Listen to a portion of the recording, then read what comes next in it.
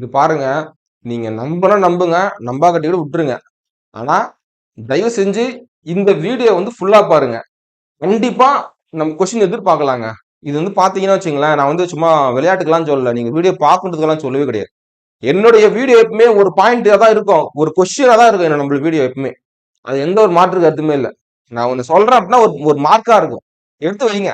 இன்னும் கஷ்டமாயிட போகுது. பார்த்து எழுதி வைங்க. படிங்க. ஜெனரல் நாலேஜ் வந்தா லக்கு, வரலனா ஒரு அறிவு.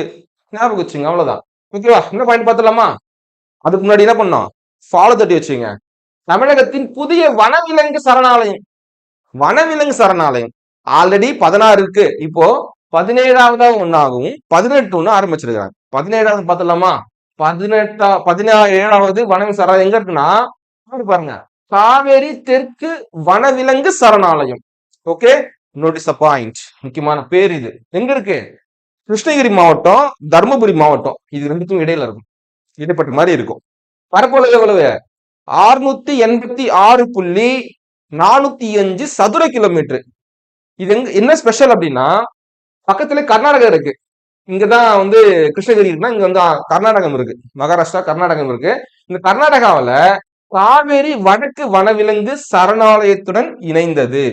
அந்த கர்நாடகால ஒரு வனவிலங்கு சரணாலயம் இருக்கு இல்லையா, அதனோட இணைந்து இருக்குதான் இந்த சரணாலயம். 17ஆவது நம்ம இதுல. 18ஆவது பார்க்கலாமா? சூப்பர்.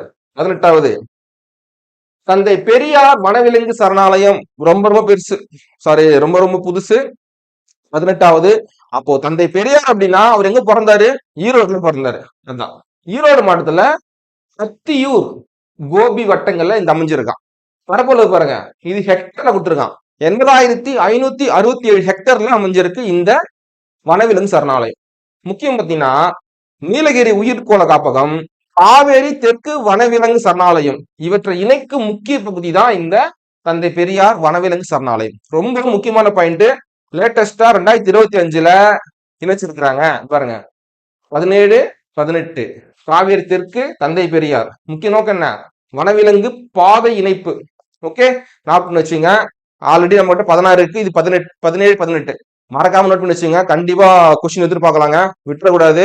யூனிஃபார்ம் போடணும் அப்படின்னா மறக்காம ஃபாலோ தட்டி வச்சுங்க. Okay, thank you.